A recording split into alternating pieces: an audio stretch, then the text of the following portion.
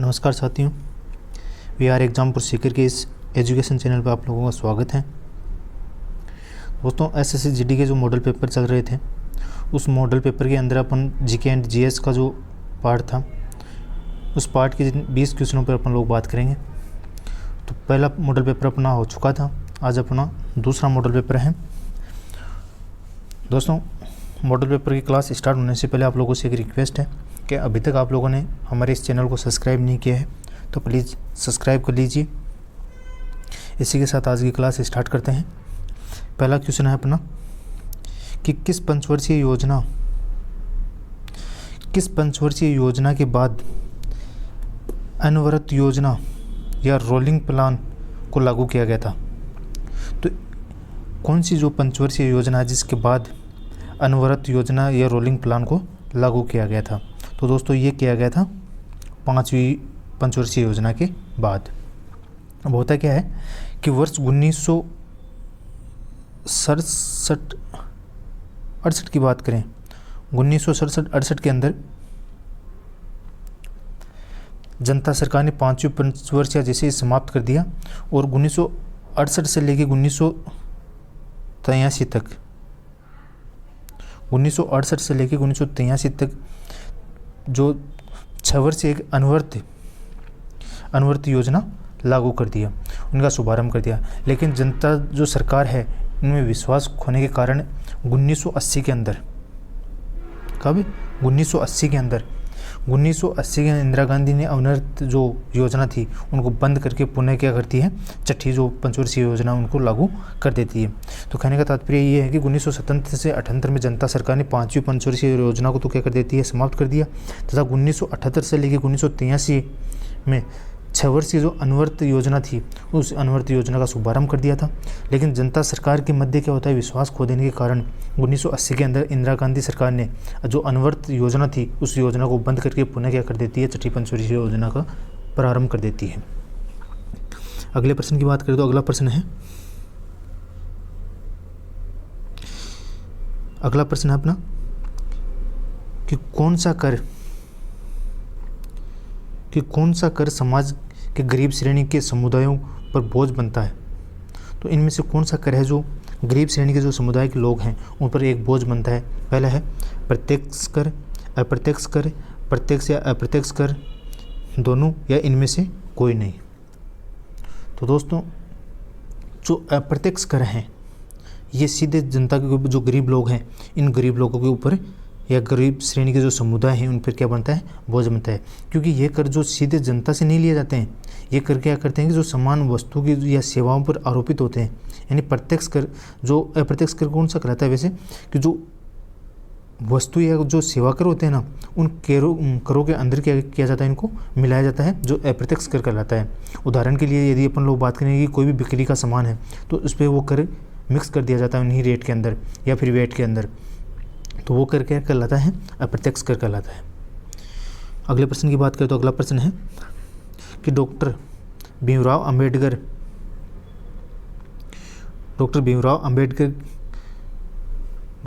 अंबेडकर द्वारा किस अनुच्छेद को संविधान का हृदय या आत्मा कहा है या संदर्भित किया है? तो डॉक्टर भीमराव अंबेडकर ने संविधान की आत्मा कौन से आर्टिकल को कहा है? तो दोस्तों, पहला है आर्टिकल 4, आर्टिकल 32, आर्टिकल 28 और आर्टिकल 30। तो इनमें से कौन सा आर्टिकल है या कौन सा अनुच्छेद है जिन्हें डॉक्टर भीमराव अंबेडकर ने संविधान की आत्मा कहा है?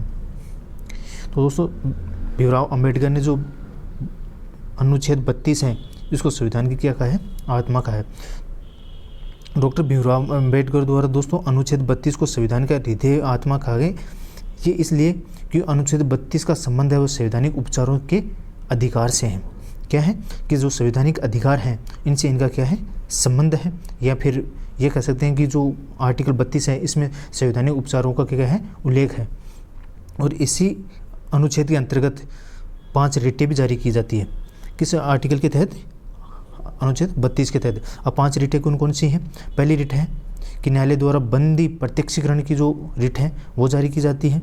परमादेश की जो रिटें हैं वो जारी की जाती हैं। अब उत्प्रेषण की रिट है वो जारी की जाती है, प्रतिरोध की रिट जारी की जाती है, एवं अधिकार प्रेस या नामक जो 5 रिटें ही है, ये 5 रिटें किसके द्वारा मतलब जारी की जाती है। और यह 5 रिटों का जो उल्लेख है वो किसमें है, आर्टिकल 32 के अंदर। तो आर्टिकल 32 को क्या कहा गया है, संविधान की आत्मा क्या कहा गया है। अगले प्रश्न की बात करें तो अगला प्रश्न है कि निम्नलिखित में से कौन से प्रावधान के लिए संसद के विशेष बहुमत की आवश्यकता पड़ती है। तो इनमें से कौन से प्रावधान है जिसके लिए विशेष बहुमत की क्या पड़ती है, आवश्यकता पड़ती है। पहला है मौलिक अधिकारों में परिवर्तन, दूसरा नए राज्यों का गठन, तीसरा राज्य में विधान परिषद का उन्मूलन और चौथा है संसद में नियम व प्रक्रिया। तो दोस्तों जो मौलिक अधिकार है, इन मौलिक अधिकारों में जब परिवर्तन करते हैं तो विशेष बहुमत की क्या पड़ती है, आवश्यकता पड़ती है। भारतीय संविधान का जो भाग 20 है, भाग 20 के आर्टिकल यदि अपन बात करें 368 की, तो आर्टिकल 368 की बात करें अपन लोग, आर्टिकल 368, तो आर्टिकल 368 में ये कहा गया है कि संविधान संशोधन से संबंधित बात की गई है ये है कि यदि मौलिक अधिकारों में परिवर्तन करना है तो विशेष बहुमत की क्या पड़ेगी, आवश्यकता पड़ेगी। और ये विशेष बहुमत के लिए क्या है कि विशेष बहुमत के लिए जो कुछ सदस्य या बहुमत हैं जिनमें उपस्थिति के लिए 2/3 सदस्यों की उपस्थिति क्या है, आवश्यक है, 2/3 सदस्यों की। तो मौलिक अधिकारों में परिवर्तन करने के लिए जो विशेष बहुमत है, उस विशेष बहुमत के अंतर्गत जो सदस्य हैं, सदन के जो सदस्य हैं, वो सदन के सदस्य कितने होने जरूरी हैं, 2/3 सदस्य, यानी 2/3 सदस्य होना क्या है, जरूरी है। और ये उल्लेख किस में किया गया है, आर्टिकल 368 में, जो भाग संविधान का भाग 20 है। अगले प्रश्न की बात करें तो अगला प्रश्न है कि भारत की निम्नलिखित नदियों में से किसका नाम संस्कृत शब्द लवणावरी है या लवणवती की कहा जाता है दोस्तों, से लिया गया है, जिसका अर्थ है नमकीन नदी। लवणवती या लवणावरी दोनों एक ही शब्द है दोस्तों। तो ये किसको कहा गया है दोस्तों, चंबल नदी को, बनास नदी को, माई नदी को या लूनी नदी को। तो दोस्तों जो लवणवती है वो कहा गया है लूनी नदी को। अब थोड़ा सा लूनी नदी के बारे में अपन लोग जान लेते हैं कि जो लूनी नदी है दोस्तों, इसका उद्गम कहाँ से होता है। तो लूनी नदी का उद्गम है दोस्तों वो नागपाड़ अजमेर से होता है। और ये बहती कहाँ पे है, ये राजस्थान प्लस गुजरात, इन दोनों की नदी है। और राजस्थान में ये नदी कितनी बहती है, तो राजस्थान के अंदर ये नदी की बात करें तो ये राजस्थान में नदी बहती है 330 किलोमीटर। बाकी गुजरात में चली जाती है और गुजरात में जाके कहाँ समाप्त हो जाती है, कच्छ के रण में जाकर के ये नदी समाप्त हो जाती है। लेकिन दोस्तों लूनी नदी के लिए एक इम्पोर्टेंट क्वेश्चन है, वो है ये है कि इसमें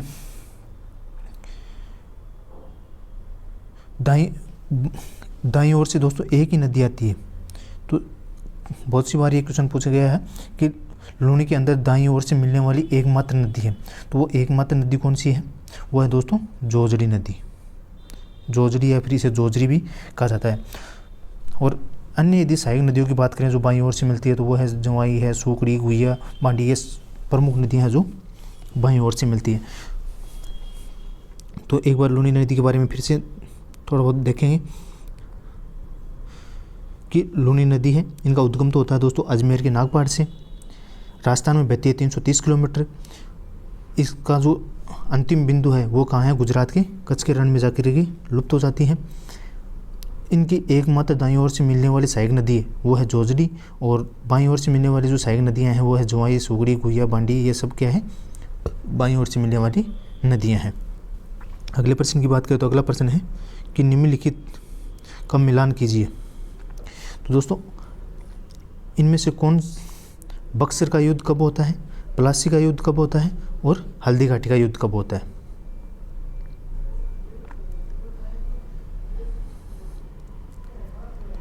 तो दोस्तों जो बक्सर का युद्ध है, बक्सर का युद्ध होता है 1764 ईस्वी के अंदर।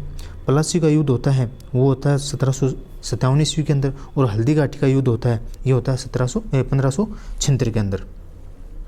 दोस्तों बक्सर का युद्ध है, बक्सर का युद्ध है वो 22 अक्टूबर कब होता है, 22 अक्टूबर को होता है, 22 अक्टूबर 1764 के अंदर होता है। किन के मध्य होता है ये युद्ध, ईस्ट इंडिया कंपनी है, इनके विरुद्ध ये युद्ध किया जाता है। तो इसमें ईस्ट इंडिया कंपनी था मीर कासिम, बादशाह आलम और बादशाह जो शाह आलम द्वितीय था और अवध के नवाब सिराजुद्दौला की जो संयुक्त सेना है इनके मध्य ये युद्ध होता है और जिसमें ब्रिटिश जो अंग्रेजी सेना है वो क्या है जीत जाती है। और उसके बाद में जो प्लासी का युद्ध है, ये प्लासी का युद्ध होता है दोस्तों 23 जून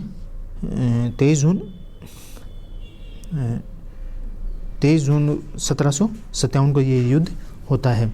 इसमें दोस्तों बंगाल के नवाब सिराजुद्दौला और रॉबर्ट क्लाइव के मध्य ये युद्ध होता है। इसमें नवाब की क्या हो जाती है, हार हो जाती है। और जो हल्दी घाटी का युद्ध है ये दोस्तों होता है 18 जून 1576 के अंदर, जिसमें महाराणा प्रताप और अकबर की सेना के मध्य ये हल्दी घाटी का युद्ध होता है। इसमें अकबर क्या हो जाता है, विजय हो जाता है। लेकिन ये एक अनिर्णायक युद्ध होता है, अनिर्णायक युद्ध होता है क्योंकि इसमें अकबर है वो महाराणा प्रताप को नहीं पकड़ पाता है। अगले प्रश्न की बात करें तो अगला प्रश्न है कि निम्नलिखित में से किस राज्य में पश्चिमी विक्षोभ वेस्टर्न डिस्टर्बेंस के कारण वर्षा होती है। तो निम्न में किस राज्य में पश्चिमी विक्षोभ के कारण वर्षा होती है।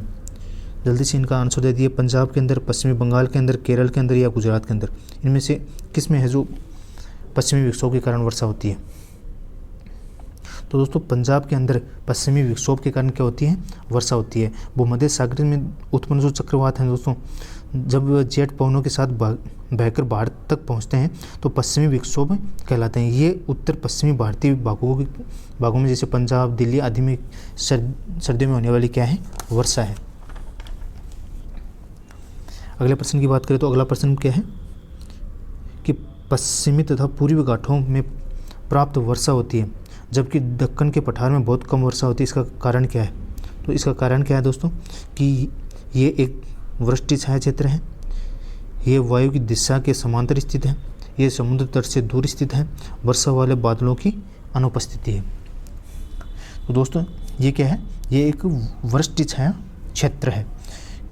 और वृष्टि छाया क्षेत्र क्या होता है दोस्तों कि किसी उच्च भूमि का वह भाग जो पवन के प्रवाह की दिशा में होता है वो क्या कहलाता है, पवनामुखी कहलाता है या पवनामुखी क्षेत्र कहलाता है। इसी क्षेत्र में जब पवनें संघनित होकर वर्षा करती है तो उच्च भूमि का जो पिछला भाग है वो पवनामुखी क्षेत्र कहलाता है और तथा शुष्क रहता है।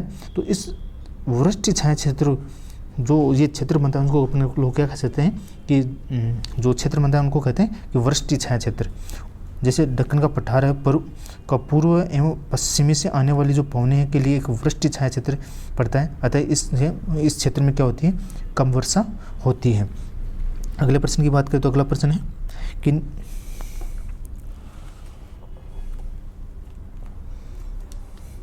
निम्नलिखित में से भारत के प्रधानमंत्री की नियुक्ति करता है।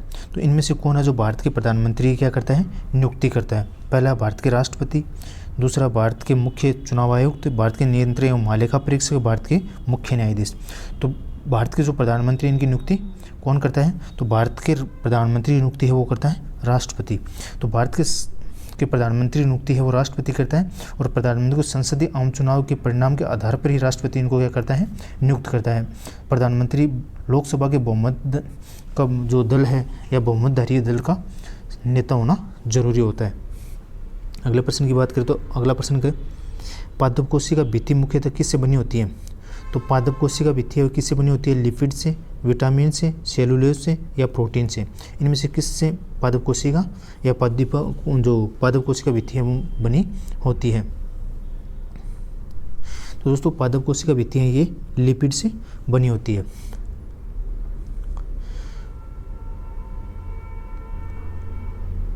सॉरी दोस्तों, जो पादप कोशिका है वो किससे बनी होती है, सेलुलोज से बनी होती है। लिपिड का नाम कैसे आ गया। जो पादप कोशिका ये किससे बनी होती है, सेलुलोज से बनी होती है, जबकि कोशिका झिल्ली है ये बनी होती है लिपिड और प्रोटीन से। अगले प्रश्न की बात करें तो अगला प्रश्न है कि ऊर्जा का एसआई मात्रक क्या है। तो ऊर्जा का एसआई मात्रक दोस्तों बॉयल है, वोट है, न्यूटन या पास्कल। इनमें से कौन है जो ऊर्जा का मात्रक है। तो दोस्तों ऊर्जा का मात्रक है वो जूल या फिर वॉट। जूल भी किसका मात्रक होता है, ऊर्जा का मात्रक होता है। यदि पास्कल की बात करें तो पास्कल किसका मात्रक होता है, ये होता है दाब का। और यदि अपन बात करें न्यूटन, तो न्यूटन किसका ऐसा ही मात्रक होता है, ये होता है बल का। अगले प्रश्न की बात करें तो अगला प्रश्न है कि निम्नलिखित में से कौन सा युग्म गलत है। इनमें से एक युग्म है जो गलत है, जल्दी से बताइए। पारसेक दूरी का है, बैरल तरल का, प्रकाश वर्ष समय का। इनमें से कौन सा युग्म है जो गलत है।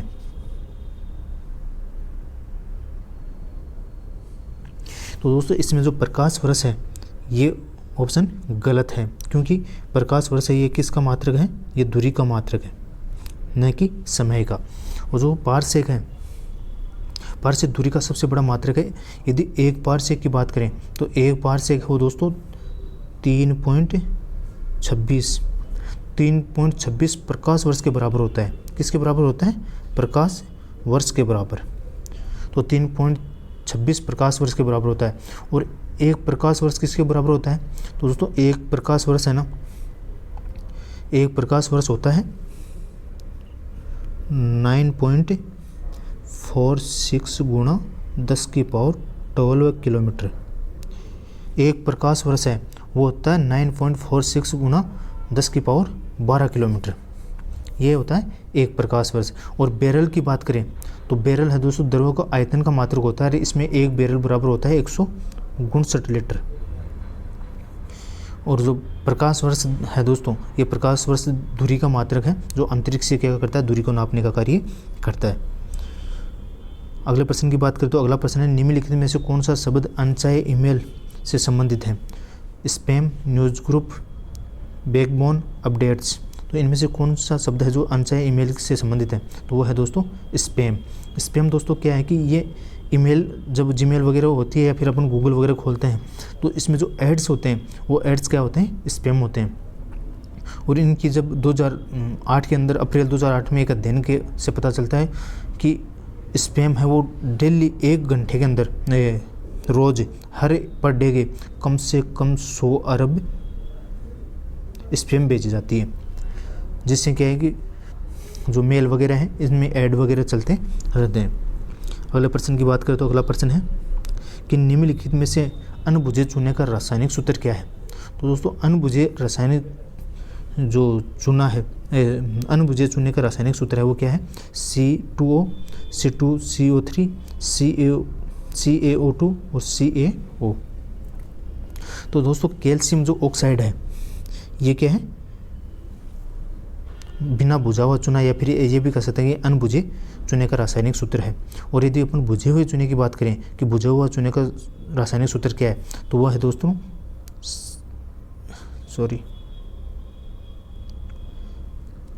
CaOH2 यानी कैल्शियम हाइड्रोक्साइड। अगले प्रश्न की बात करें तो अगला प्रश्न है कि वर्ष 1973 में चिपको आंदोलन के अग्रणी नेता कौन थे। संभाजी, बाबा आमटे, सुंदरलाल बहुगुणा या मेधा पाटकर। तो इनमें से कौन है जो चिपको आंदोलन के अग्रणी नेता थे। तो दोस्तों सुंदरलाल बहुगुणा है, ये चिपको आंदोलन के अग्रणी नेता थे। दोस्तों जो ये डेट है 1973, ये कई जगह 1972 भी देखने को मिलती है। तो ये इनमें थोड़ा सा कन्फ्यूजन है कि चिपको आंदोलन 1972 भी आता है और 1973 भी आता है। चिपको आंदोलन दोस्तों होता क्या पे है, ये होता है उत्तराखंड के, तो जो पहले उत्तर प्रदेश का एक भाग था जहाँ पे पर्यावरण संरक्षण के लिए एक आंदोलन चलाया जाता है, चिपको आंदोलन, जिसमें वृक्षों की कटाई के बारे में ये आंदोलन होता है, क्योंकि वहाँ पर लगभग 2400 वृक्षों को काटना था। इसके लिए सुंदरलाल बहुगुणा और अन्य लोगों के माध्यम से एक आंदोलन किया जाता है और इन वृक्षों को बचाया जाता है। इसमें दोस्तों सुंदरलाल बहुगुणा है वो एक अग्रणी क्या थे, नेता थे, और उनमें गौरा देवी के संबंध में भी इस आंदोलन में भाग लिया था। और इन्हीं की वजह से लगभग 27 महिलाओं ने क्या दे दी थी, जान दे दी थी। तो पूछ लिया जाता है कि चिपको आंदोलन में कितनी महिलाओं ने अपनी जान दे दी थी या फिर महिलाओं की हत्या कर दी गई थी, तो वो कर दी गई थी 27 ने। और किसके नेतृत्व में, गौरा देवी है, उनके नेतृत्व में इन महिलाओं के पर हत्या की जाती है। अगले प्रश्न की बात करें तो अगला प्रश्न है एडवर्ड जेनर ने निम्नलिखित में से किस बीमारी के टीके की खोज की। पोलियो की, 6 की, चेचक की या रेबीज की, इनमें से कौन सा टीका है जिनकी खोज एडवर्ड जेनर ने की थी? तो दोस्तों जो चेचक का टीका है, इस चेचक की टीका की खोज किसने की थी? चेचक के टीके की एडवर्ड जेनर ने कब की थी? 1796 ईस्वी में। और दोस्तों वर्ष 1928 में अलेक्जेंडर फ्लेमिंग ने पेनिसिलिन की खोज की थी। अगले प्रश्न की बात करें तो अगला प्रश्न है, रिक्त स्थान दिया है जब 1494 में फरगना राज्य का उत्तराधिकारी प्राप्त किया तब उसकी उम्र केवल 12 वर्ष थी। तो इनमें से कौन सा शासक है जिसने 1494 में फरगना राज्य का उत्तराधिकारी जब प्राप्त किया था तब उनकी आयु मात्र 12 वर्ष थी? हुमायूं की, अकबर की, जहांगीर की या बाबर की? इनमें से कौन सा शासक है जिनकी उम्र, जब फरगना का शासक या राज्य का जो उत्तराधिकारी बना था तब उनकी आयु मात्र 12 वर्ष थी? तो दोस्तों बाबर हैं। उस समय बाबर की आयु कितनी थी? मात्र 14 वर्ष थी। दोस्तों बाबर का जन्म है वो कब होता है? बाबर का जन्म होता है दोस्तों 14 फरवरी 1483 को। 14 फरवरी 1483 को बाबर का क्या होता है? जन्म होता है। कहाँ पे होता है? उज्बेकिस्तान के अंदर। और इनका पिता का नाम था उमर शेख मिर्ज़ा और माता का नाम था कुतलुंग निगार खानम। इन्होंने 1494 के अंदर उनके पिता की मृत्यु हो जाती है तथा मात्र 12 वर्ष की आयु में बाबर क्या है? फरगना राज्य का उत्तराधिकारी बन जाता है। अगले प्रश्न की बात करें तो अगला प्रश्न है, दी विंड फॉल के लेखक या लेखिका कौन है? मनमोहन सिंह, अमिताभ घोष, दीक्षा बसु, अरुंधति राव? तो इनमें से कौन है जो दी विंड फॉल के लेखक हैं? तो इसके जो लेखक हैं दोस्तों वह है दीक्षा बसु या फिर बासु भी इनको कहते हैं। जो ये किसकी लेखिका है? दी विंड फॉल की लेखिका है। यदि दोस्तों मनमोहन सिंह की बात करें तो मनमोहन सिंह की जो बुक है वो है to the nation for the nation. और अमिताभ घोष की यदि बात करें तो अमिताभ घोष की जो बुक है वो है द शैडो लाइन्स। और अरुंधति रॉय है, इनकी बात करें तो इनकी बुक है the God of small things. अगले प्रश्न की बात करें तो अगला, इसके साथ दोस्तों अगले प्रश्न की बात करें तो अगला प्रश्न है, मृदा निर्माण में अपक्षय और ह्यूमस निर्माण की दर को प्रभावित करता है। तो वो करता है वनस्पतिजात या प्राणीजात, समय, जनक चट्टान या जलवायु? तो इनमें से कौन है जो मृदा निर्माण में अपक्षय और ह्यूमस निर्माण की दर को क्या करता है? प्रभावित करता है। तो ये करता है दोस्तों जलवायु। जलवायु है किसी भी क्षेत्र की मिट्टी पर वहाँ की जो जलवायु है या जो मातृशैलों का अत्यधिक प्रभाव पड़ता है। जो मृत शैलें हैं दोस्तों, इन मृत शैलों में मिट्टी के खनिज लवणों को निर्धारित करती है, जबकि जलवायु मिट्टी के अपक्षय या ह्यूमस का निर्माण की दर को भी क्या करती है? प्रभावित करती है। अगले प्रश्न की बात करें तो दोस्तों अगला प्रश्न है, अंगूर की खेती को आमतौर पर क्या कहा जाता है? तो अंगूर की खेती को आमतौर पर सेरिकल्चर, एविकल्चर, मोरिकल्चर या विटिकल्चर, इनमें से क्या कहा जाता है? तो दोस्तों जो सेरिकल्चर है वो अंगूर की खेती को सेरिकल्चर कहा जाता है या फिर एविकल्चर कहा जाता है या मोरिकल्चर, मेरिकल्चर या विटिकल्चर कहा जाता है? इनमें से कौन सा है जो अंगूर की खेती को कहा जाता है आमतौर पर अपन लोग कहते हैं? तो दोस्तों अंगूर की खेती को क्या कहा जाता है? विटिकल्चर कहा जाता है। यदि सेरिकल्चर की बात करें तो सेरिकल्चर जो रेशम उद्योग है उन उद्योगों के लिए सेरिकल्चर कहा जाता है। उनको जो रेशम से जो धागा प्राप्त होता है उनको क्या कहते हैं? सेरिकल्चर कहते हैं। मधुमक्खियों को पालन का जो उद्योग होता है उन उद्योगों को क्या कहते हैं? मेरिकल्चर कहते हैं। और जो समुद्री जीवों के उत्पादन से संबंधित जो उद्योग होते हैं उनको कहा जाता है एविकल्चर।